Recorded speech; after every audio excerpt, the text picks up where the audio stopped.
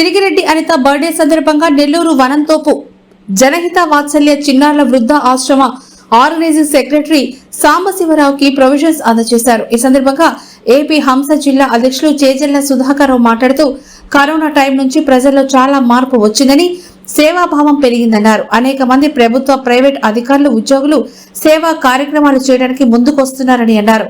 మానవ సేవే మాధవ సేవలో సభ్యులు సిరిగిరెడ్డి అనిత యూకేలో నర్సింగ్ ఆఫీసర్ గా సేవలందిస్తూ పుట్టినరోజు సందర్భంగా వాత్సల్య ఆశ్రమం పిల్లలకు విద్యాభివృద్ధిలో తమ వంతు సహకారాన్ని అందించడం అభినందనీయమన్నారు. ప్రోత్సహిస్తున్న వారి భర్త భరత్ కి, వారి కుటుంబ సభ్యులకు ప్రత్యేక ధన్యవాదాలు తెలిపారు. ఈ కార్యక్రమంలో సేవా టీం నిర్వాహకులు అరవ పరిమళ, విజయమ్మ, లక్ష్మీకాంతమ్మ, మంజరి తదితరులు పాల్గొన్నారు.